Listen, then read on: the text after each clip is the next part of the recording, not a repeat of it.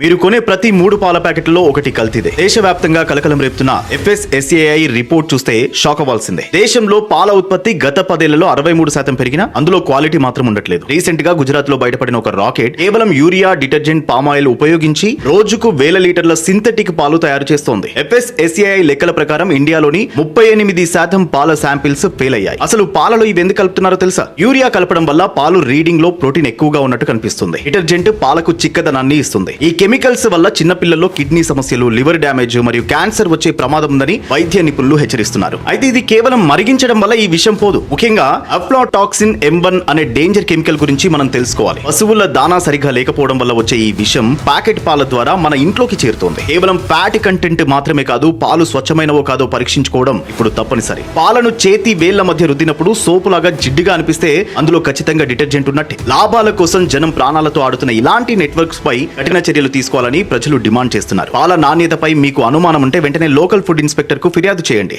ఏ విషయాన్నైనా అందరికంటే ముందే తెలుసుకోవాలంటే download way to news app.